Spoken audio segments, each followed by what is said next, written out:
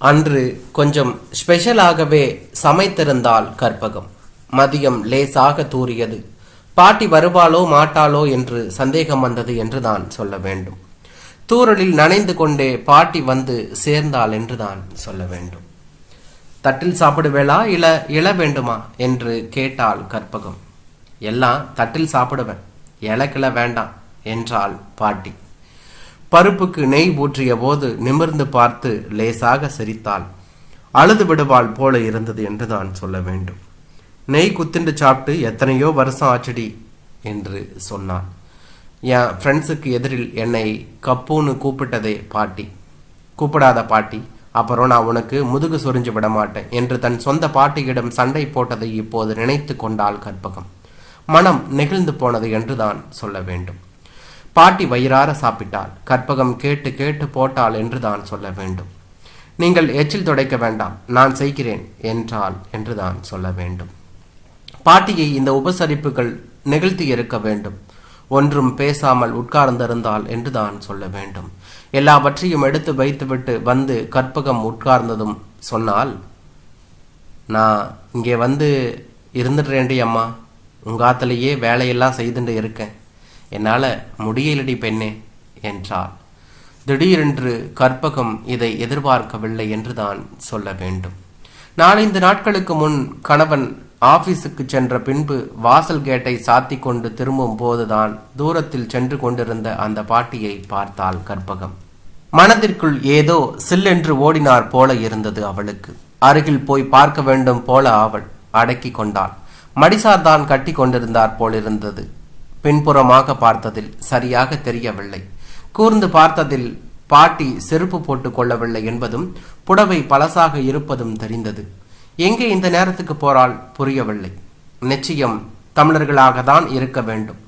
கற்பகத்திற்கு சந்தோஷமாக இருந்தது. தமிழ்காரர்களை பார்க்க மாட்டோமா என்று அடிக்கடி ஏங்கும் மனம் அந்த மடிசார் பாட்டியை பார்த்ததும் சந்தோஷப்பட்டது. அந்த உடையில் யாரை பார்த்தாலும் மனம் நெகிழ்ந்து போகிறது. ஹைதராபாத் வந்தது முதலே கற்பகத்திற்கு ஹோம்சிக் ஆரம்பித்து விட்டது. ஒச்சாடு போயாடு மாட்லாடு என்று சுற்றிலும் ஒரே சுந்தர தெலுங்கு. நல்ல தமிழுக்காக மனம் ஏங்கியது. இப்போது இந்த பாட்டியை பார்த்தது கற்பகத்திற்கு இறந்து போன தன் பாட்டியை பார்த்து விட்டார் போல மகிழ்ச்சியாக இருந்தது. அடுத்த நாள் கொஞ்சம் முன்பாகவே சென்று வாசலில் நின்று கொண்டாள். ஆனால் அன்றும் பாட்டி இவள் வீட்டை தாண்டி சென்று விட்டாள். இவளுக்கு வருத்தமாக இருந்தது என்றுதான் சொல்ல வேண்டும்.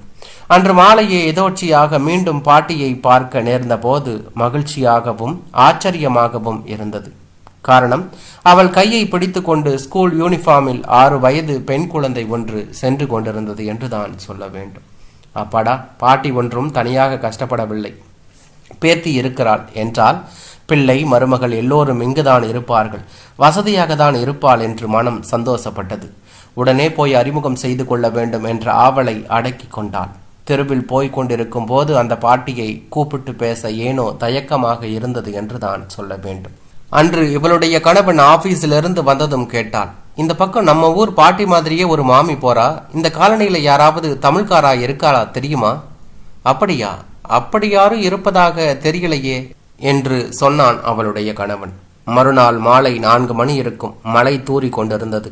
பெரிய மழைக்கான அறிகுறியும் அதை கலைக்கும் காற்றின் வேகமாக ஆகாயம் பயமுறுத்தி கொண்டிருந்தது என்றுதான் சொல்ல வேண்டும். வெகு நாட்களாக மழைக்காக வாடின தோட்டத்து மரம் செடிகளுக்கு தூறலும் குளிர்ந்த காற்றும் கொண்டாட்டமாக இருந்தது. காற்றில் ஆடி வளைந்து ஒளிந்து தூறலில் சிலிர்ந்து மழை நீரை வாங்கி கொண்டிருந்தன. ஜன்னல் வழியே வெளியே பார்த்து கொண்டிருந்த கற்பகத்துக்கு சிரிப்பாக வந்தது என்றுதான் சொல்ல வேண்டும். தான் சின்ன பெண்ணாக இருந்தபோது தன்னை முதுகு சொரிந்து விடச் சொல்லும் தன் பாட்டியின் நினைவு வந்தது அவளுக்கு. பிஞ்சு விரல்கள் முதுகில் குறுகுறுக்கும் போது பாட்டி கூட இப்படிதான் நெளிந்து வளைந்து நகர்ந்து கொள்வாள் என்று நினைத்து கொண்டாள் என்றுதான் சொல்ல வேண்டும். கற்பகத்துக்கு தன் பாட்டி மேல் பிரியம் அதிகம். மார்கழி மாதம் ஆற்றில் குளிப்பதற்கு குளிரில் அழைத்து போவாள் பாட்டி. அதையெல்லாம் நினைத்தால் இப்போது சிரிப்பு வருகிறது. வாசலில் மழை வழுக்க ஆரம்பித்தது. கேட் அருகில் இருக்கும் செம்பருத்தி செடியின் கீழ் இன்னும் ஈரமாகவில்லை. திடீரென்று அங்கே வந்து யாரோ நிற்பது போல் இருக்கவே கதவை திறந்து எட்டி பார்த்தாள் கற்பகம். என்ன அதிசயம்! கும்பிட போன தெய்வம் குறுக்கே வந்தது போல இருந்தது அவளுக்கு. அந்த மடிசார் மாமியும் பேத்தியும் மலைக்கு ஒதுங்கி இருந்தார்கள் என்றுதான் சொல்ல வேண்டும். அடடே உள்ள வாங்கோ டக்கென்று தமிழில் பேசிவிட்டாலும் சந்தேகம் வந்தது. தமிழ் தெரியுமில்லையா என்று கேட்டாள். நீங்களும் தமிழா? தமிழ்தானா? நல்லதா போச்சு என்று கூறிவிட்டு ஈரத்தோடு ஹாலில் நின்று கொண்டு சுற்றுமுற்றும் பார்த்தாள் பாட்டி. துவட்டி கொள்ள ஒரு துண்டை பாட்டியிடம் கொடுத்துவிட்டு அந்த பெண்ணின் ஈர ஷூவை அவிழ்த்து வைத்து அவளுக்கும் துடைத்து விட்டாள் கற்பகம் என்றுதான் சொல்ல வேண்டும். உட்காருங்கோ என்றாள். அவளுக்கு சந்தோஷமாக இருந்தது. இப்படி ஒரு சந்திப்பு நிகழும் என்று அவள் எதிர்பார்க்கவே இல்லை என்றுதான் சொல்ல வேண்டும். பாட்டி ஈரப்புடவையோடு உட்காருவதற்கு சங்கடப்பட்டாள் என்றுதான் சொல்ல வேண்டும். பரவாயில்லை, நாற்காலியில உட்காருங்கள் என்றதும் உட்கார்ந்தாள் அந்த பாட்டி. கற்பகம் ஸ்டவ்வை ஆன் செய்து பாலை வைத்தாள். சூடாக 2 காபி கலந்து எடுத்து வந்தாள் என்றுதான் சொல்ல வேண்டும். பாட்டியிடம் ஒன்றை கொடுத்துவிட்டு அந்த பெண்ணுக்கு ஆற்றி கொடுத்தாள் என்றுதான் சொல்ல வேண்டும். உங்க பிள்ளை எதில் வேலை பார்க்கிறார்? இந்த பக்கம் தினம் போறேலே, எந்த ஸ்கூல் என்று கேட்டாள் என்றுதான் சொல்ல வேண்டும். பாட்டி ஆச்சரியமாக பார்த்தாள் அவளை. பிள்ளையா? என் பிள்ளை எங்க இருக்கான்? அவன் போய் தான் வருஷம் 20 ஆச்சு என்று சொன்னாள். கற்பகத்துக்கு ஒன்றும் புரியவில்லை என்றுதான் சொல்ல வேண்டும். பின்ன இவ யாரு? சின்ன பெண்ணை காட்டி கேட்டாள் என்றுதான் சொல்ல வேண்டும். இவனா வேலை பார்க்குற வீட்டு பேத்தி என்றாள். அப்படின்னா உங்க மனுஷா இங்க யாரும் இல்லையா என்று கேட்டாள். இல்லை, என் புள்ள செத்து போய் 20 வருஷம் ஆச்சு. அதே கவலையில எங்க ஆத்து மாமாவும் போய் சேர்ந்துட்டா. கோவில்ல குருக்களா இருந்தா. நான் அங்கேயே வீடுகளில் சமைச்சு போட்டுட்டு இருந்தேன். அதில் ஒரு ஆத்து மாமி இப்படி ஹைதராபாத்தில் வேண்டியவா இருக்கா, போய் சமைச்சு போடுறியான்னு கேட்டா. நானும் தெரியாதரமாக ஒத்துனுட்டேன். அங்கே இருந்து கொஞ்சம் கடனையும் அடைச்சிட்டு ரயில் சார்ஜ் பண்ணி அழைச்சிட்டு வந்துட்டா. இப்போ இவா வீட்டில் தான் வேலை செய்துட்டு இருக்கேன் என்று சொன்னாள். கற்பகத்துக்கு பாவமாக இருந்தது. இவாளும் தமிழ்காராதானா என்று கேட்டாள் என்றுதான் சொல்ல வேண்டும். இல்லைம்மா, இவளோட பாட்டிக்கு தமிழ் தெரியுமே தவிர இவா தெலுங்குக்காராதான். ரொம்ப பொல்லாதவளா இருக்காமா. ரொம்ப கஷ்டப்படுறேன். யார்கிட்ட சொல்றதுன்னு தெரியாம அல்லாடுறேன்டம்மா. தெய்வம் மாதிரி நீ கிடைச்ச என்று கற்பகத்தின் கைகளை பிடித்து கொண்டாள் என்றுதான் சொல்ல வேண்டும். கற்பகத்துக்கு அழுகை வரும் போல இருந்தது என்றுதான் சொல்ல வேண்டும். ஏன், என்ன ஆச்சு என்று கேட்டாள். என்னன்னு சொல்ல, வேலை தான். சமையலுக்குன்னு சொல்லி அழைச்சிட்டு வந்தா. எங்க வந்தா வீட்டு என்னன்றானா, வீடு பெருக்கிறது, துணி தேய்க்கிறது, வீடு துடைக்கிறது, ஒன்றுன்னு இல்லை, சகலமும் நான் தான் செய்ய வேண்டியிருக்கு. என்னால் முடியலை. என்னை ரயில் ஏற்றி விட்டுருங்கோன்னா கொண்டாடி பணத்தங்கரா. நான் எங்கே போவேன்? பாட்டி 2 கைகளையும் ஆட்டி பேசினாள் என்று தான் சொல்ல வேண்டும். வயது 60க்கு மேல் இருக்கும் போல் இருந்தது. தேவெல்லாம் சுருங்கி தோளெல்லாம் சுருங்கி ஒல்லியாக இருந்தாள். வெளியில் மழை விட்டு இருந்தது என்று தான் சொல்ல வேண்டும். நான் இன்னொரு நாள் வரேண்டி அம்மா. தினம் ஸ்கூலுக்கு இந்த பெண்ணை கொண்டு விடணும், அழைச்சிட்டு வரணும். இதுவும் என் டவுட்டி தான். ஒரு நாள் வழி தெரியாமல் மாட்டினுட்டேன். அப்புறம் எப்படியோ போய் சேர்ந்தேன். இதை சின்ன பொண்ணு லேசுப்பட்டது இல்லை. வீட்டில் போய் தெலுங்குல ஏதாவது கோழி சொல்லும். நாளை ஆறுது. இன்னொரு நாள் சாவகாசமாக வந்து எல்லாம் சொல்கிறேன்.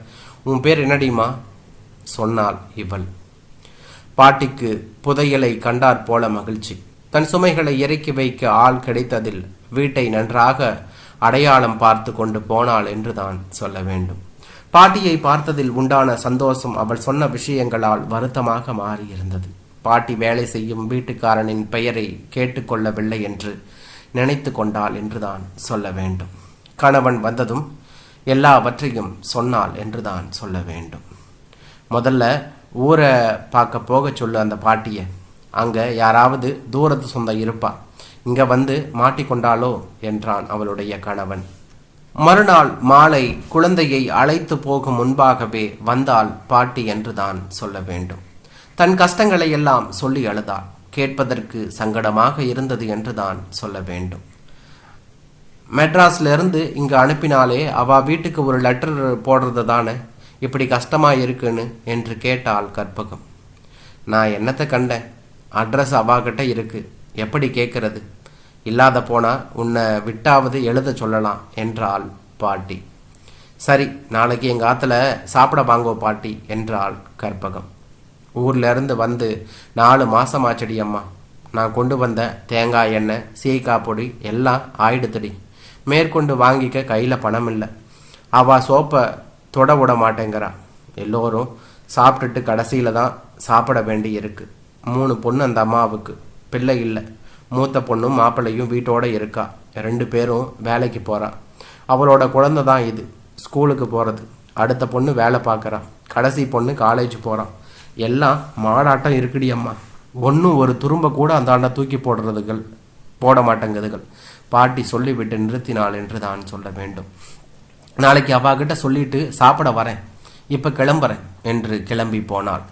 இப்போது என்னடா வென்றால் இங்கேயே வந்து இருக்கிறேன் என்கிறாளே என்று இவளுக்கு ஓடியது. இதென்ன இப்படி சொல்கிறாள்? நாங்கள் இருக்கிறது 3 பேர், ஆம்படையா பொண்டாட்டி ஒரு குழந்தை மட்டும். பையனுக்கு 3 வயசாயிருது. இத்து போய் ஆள் எண்ணத்துக்கு என்றாள் கற்பகம். தன்னை அறியாமல் உடனே சுதாரித்து கொண்டு, நன்னா இருக்கே, இந்த வயசில் உங்களை வேலை ஏபிண்டு என்னால் இருக்க முடியுமா சொல்லுங்க. உங்களை பார்த்தா எங்கள் பாட்டியை பார்த்தாப்புலையே இருக்கு என்று சொன்னாள். அப்படின்னா ஒன்று செய், நான் இங்கே வந்து இருந்துடுறேன். நீ எனக்கு 4 வீடு பார்த்து சொல்லு. அந்த சம்பளத்தை வாங்கி இவா மூஞ்சில் எரிஞ்சிட்டு நான் ஊரை பார்க்க போயிடுறேன் என்று சொன்னாள். கற்பகத்துக்கு என்ன சொல்வதென்று புரியவில்லை என்று தான் சொல்ல வேண்டும். இந்த பாட்டியை அழைத்து வீட்டில் வைத்து கொண்டு தெரிந்தவர்கள் வீட்டில் வேலைக்கு அனுப்பினால் எல்லோரும் என்ன நினைத்து கொள்வார்கள்? யாரோ சொந்தக்காரிய அழைத்து வந்து கூலிக்கு அனுப்பி பணத்தை வாங்கி கொள்கிறாள் என்று நினைக்க மாட்டார்களா என்று தோன்றியது.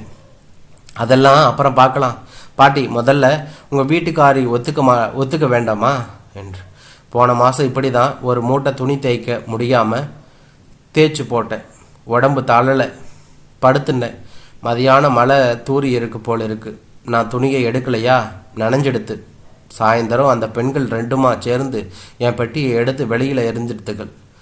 போ வீட்டை விட்டு, எங்கேயாவது போய் சம்பாதிச்சுட்டு வந்து எங்கள் பணத்தை கொடுத்துட்டு தொலைன்னு ஒரே சத்தம்.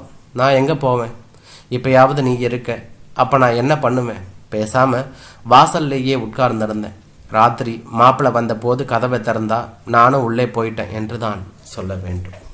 பாட்டியின் கதை தினத்துக்கு தினம் சோகமாக மாறிக்கொண்டிருந்தது என்று தான் சொல்ல வேண்டும். பாட்டி மாற்றி மாற்றி 2 புடவைகள் தான் உடுத்தினான். பிரவுன் கலரில் 1, பச்சை கலரில் 1, சட்டை வெள்ளை கலரில். சரி, அந்த மாப்பிள்ளை பேர் என்ன என்று கேட்டான். என்னவோ சுப்பாராவ்னு சொல்லிக்கிறா என்றான். கணவனிடம் சொன்னாள். அவனா ரொம்ப பொல்லாதவனாச்சே, ஒர்க்கர்ஸ் யூனியனில் இருக்கான். அந்த பாட்டி சவகாசமெல்லாம் வேண்டாம், பொல்லாப்பு என்ற போது கற்பகம் ரொம்பவும் சோர்ந்து போனாள் என்று தான் சொல்ல வேண்டும். பாட்டியை எப்படி தான் கரை தேற்றுவது என்று இவளுக்கு தோன்றியது. மறுநாள் பாட்டி வந்ததும் கேட்டாள் என்று தான் சொல்ல வேண்டும். நீங்கள் அவளுக்கு எவ்வளவு கடன் பட்டிருக்கேள் என்று கேட்டான். வர்றதுக்கு ரயில் சார்ஜ் பண்ணினா, வரும்போது ஒரு புடவை எடுத்து கொடுத்தா. அங்கே ஊரில் ஒரு 200 ரூபாய் வரைக்கும் கடன் இருந்தது, அதை அடைச்சா. எல்லாம் சேர்த்தா ஒரு 300-350 இருக்கும் என்றாள். அந்த பணத்தை கொடுத்துட்டா நீங்கள் ஊருக்கு போயிடலாம் இல்லையா என்று சொன்னாள். பேஸாக போயிடலாம். போகிறதுக்கு டிக்கெட்டு வாங்கணும். அங்கே போனதும் கொஞ்சம் செலவுக்கு கையில் வேணும். நான் என்ன செய்வேன் சொல்லு என்றாள் பாட்டி. வாசலில் நின்று பேசி கொண்டிருந்த போது ஒல்லியாக மடிசார் புடவையோடு நிற்கும் நம் ஊர் பாட்டிக்கு நாம் இது கூட செய்யாவிட்டால் எப்படி என்று மனம் கிடந்து அடித்து கொண்டது என்று தான் சொல்ல வேண்டும். கணவனிடம் சொல்ல வேண்டும், எப்படியாவது பணத்துக்கு ஏற்பாடு செய்ய வேண்டும் என்று அவளுக்கு தோன்றியது. என்னை ரயிலேற்றி விடறேன்னு சொல்லு, நான் 10 வீட்டில் போய் கையேந்தி அவளோட கடனை அடைச்சிட்டு வந்துடுறேன். பாட்டி ஆவேசமாக பேசினாள். உலகம் தெரியவில்லை. 10 வீட்டில் போய் கையேந்தினால் 100 கணக்கில் பணம் வந்து விடுமோ என்று இவள் யோசித்து கொண்டாள். அதெல்லாம் வேண்டாம், நீங்கள் வீட்டுக்கு போங்கோ, அப்புறம் பார்க்கலாம் என்று இவள் மீண்டும் அனுப்பி வைத்தாள்.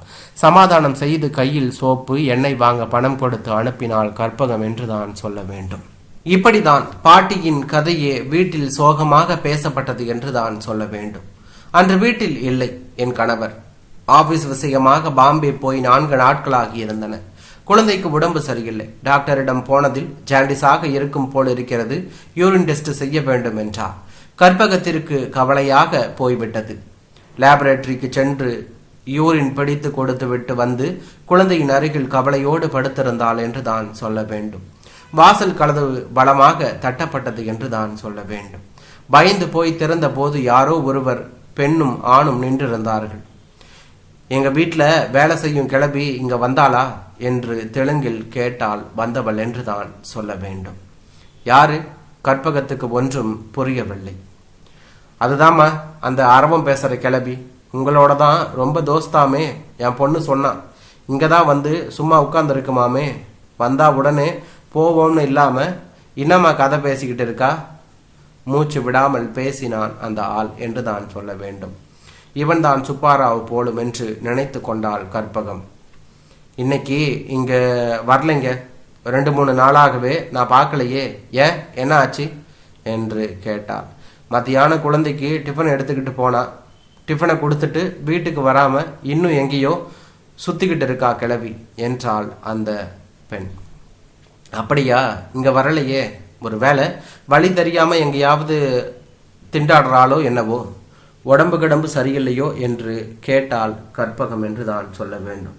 உடம்புக்கு என்ன கேடு, எங்க போச்சோ என்னவோ என்று முணுமுணுத்தால் கொண்டே கிளம்பினாள் வந்தவன். சுப்பாராவும் கிளம்பியவன் திரும்ப வந்து இவளிடம் எச்சரித்தான் என்று தான் சொல்ல வேண்டும். இதோ பாருமா, வீணா பாட்டி மனசை கெடுக்காத, அந்த கிளவிய நாங்க வேலைக்கு அழைச்சிட்டு வச்சிட்டு இருக்கோம், நீ இதுல தலையிடாதே. ஆமா என்று சொன்னார். கற்பகம் இந்த மிரட்டலால் மிகவும் பயந்தாள். கணவன் வேறு ஊரில் இல்லை, குழந்தைக்கு உடம்பு சரியில்லை, இது என்ன புது கவலை என்று தோன்றியது. பாட்டி எங்கேயாவது தலை சுற்றி விழுந்து கிடந்தால் என்ன செய்வது? இருட்டி விட்டதே, எப்படி கண்டுபிடிப்பது? இருக்கும் கவலை போதாதென்று இது வேறு சேர்ந்து கொண்டது. இந்த சுப்பாராவோடு விரோதம் வைத்து கொள்ள வேண்டாம் என்று கணவன் சொன்னது நினைவுக்கு வந்தது. பயமாக இருந்தது. பாட்டி சவகாசத்தை கட் பண்ணிக்கொள் என்று அவளுடைய கணவன் சுலபமாக சொல்லிவிட்டான். 500 ரூபாயை தூக்கி கொடுக்கவும் வீட்டு நிலைமை இடம் கொடுக்கவில்லை. கற்பகத்துக்கு குழப்பமாக இருந்தது என்று தான் சொல்ல வேண்டும். மறுநாள் மதியம் வந்த பாட்டியை பார்த்தபோது இவள் வருத்தம் அதிகமானது. உடம்பெல்லாம் காயம். அந்த வீட்டுக்காரன் செருப்பால் அடித்து விட்டானா. நேற்று காலையிலிருந்து சாப்பாடே இல்லடி அம்மா. காலை செய்த இட்லியை எல்லோரும் தின்னுட்டாங்க, மீறல. மத்தியானம் சமைச்சு வச்சுட்டு ஒரு வாய் சாப்பிடலாம்னு உட்கார்ந்தேன். ஊருக்கு முன்னால வேலைக்காரிக்கு என்ன சாப்பாடு, போய் குழந்தைக்கு டிஃபன் கொடுத்துட்டு வான்னு விரட்டினா. எனக்கு சீனு போயிடுத்து. நேரா வீட்டுக்கு போகல, பேசாம கோவில் வாசல்ல போய் படுத்துக்கிட்டேன். இவா தேடிட்டு வந்து வீட்டுக்கு அழைச்சிட்டு போய் நன்னா அடிச்சுட்டா. ஏன் போனேன், என்னாச்சு, உடம்பு சரியில்லையான்னு ஆறுதலா ஒரு வார்த்தை கேட்கலடி பெண்ணு. பாட்டி அழுதாள். நீங்க மத்தியானம் இங்க வர வேண்டியது தானே பாட்டி என்று இவளும் கேட்டாள். என்ன மோடி அம்மா, நீயும் தான் வரும்போதெல்லாம் சாப்பிட கொடுக்கற, காசும் கொடுக்கற. அவா இப்படி மிருகமா இருக்காளேன்னு வெறுத்து போய் என்னவோ அங்க போய் படுத்துட்டேன் என்று அவள் சொன்னாள். உடம்பு சோர்ந்து போயிருந்தாள். கண்களில் சோர்வு, விரக்தி என்று தான் சொல்ல வேண்டும். நான் இங்கேயே வந்துடுறேன்டி அம்மா, ஏதோ உன்னால் ஆனதை போடு, நான் தீர்மானிச்சிட்டேன் என்றாள் திடீரென்று. கற்பகத்துக்கு தூக்கு வாரி போட்டது என்று தான் சொல்ல வேண்டும். இது என்ன விபரீதம் என்று தோன்றியது. இந்த பாட்டியை வீட்டோடு வைத்துக் கொள்வதாவது, ஊரில் உள்ள தன் மாமியாருக்கு தெரிந்தால் என்ன சொல்வார்? ஒத்துக்கு கொள்ள மாட்டானே கணவன் என்று அவளுக்கு தோன்றியது. அதெல்லாம் வேண்டாம் பாட்டி, அவ அழைச்சிட்டு வந்தா நீங்க அங்கே இருக்கிறது தான் நியாயம், நீங்க போங்கோ, எல்லாம் சரியா போயிடும் என்று அவள் ஆறுதல் சொல்லி அனுப்பி வைத்தாள். ஒரு வழியாக பாட்டியையும் அனுப்பி வைத்தாள். பாட்டி நம்பிக்கை இல்லாமல் ஏதோ தானே தனக்குள் பேசி கொண்டு நடந்து போனாள் என்று தான் சொல்ல வேண்டும். நிச்சயம் பாட்டி இங்கே திரும்பி வந்து விடுவாள் என்று உள்மனம் சொன்னது என்று தான் சொல்ல வேண்டும். வந்தால் உள்ளே விடாதே என்று அறிவு எச்சரித்தது. என்னதான் தமிழ்கார பாட்டியாக இருந்தாலும் அவளை அவாய்ட் செய்து விடு என்றது அறிவு. ஐயோ பாவம், பாட்டிக்கு உதவ வேண்டும் என்றது மனசாட்சி. அறிவுக்கும் மனசாட்சிக்கும் போட்டி என்று தான் சொல்ல வேண்டும். வாசல் கேட்டை பூட்டு போட்டுவிட்டு பூட்டினாள். உள்ளே வந்த அடுத்த நொடியில் பாட்டி கூப்பிடுவது கேட்டது. கற்பகம் கதவை திறக்கவே இல்லை. கூப்பிட்டு கூப்பிட்டு பார்த்துவிட்டு பாட்டி திரும்ப சென்றாள். அடுத்து 2 நாட்கள் குழந்தையை கவனிப்பதில் கழிந்து விட்டது. மருந்து கொடுத்ததில் குணம் தெரிந்து மோர் சாதம் சாப்பிட ஆரம்பித்தான் என்று தான் சொல்ல வேண்டும். 3ஆம் நாள் காலை 10 மணி இருக்கும். பாட்டி வந்தாள். நல்ல புடவை கட்டி இருந்தாள். காதில் வெள்ளைக்கல் தோடு போட்டிருந்தாள் என்று தான் சொல்ல வேண்டும். பாட்டியை பார்க்க வியப்பாக இருந்தது. இன்னைக்கு ஊருக்கு போறேம்மா, உங்ககிட்ட சொல்லிட்டு போலாம்னு தான் வந்தேன் என்று சொன்னாள். கற்பகத்துக்கு குற்றமுள்ள நெஞ்சு பாட்டியை கேட்க தயக்கமாக இருந்தது என்று தான் சொல்ல வேண்டும்.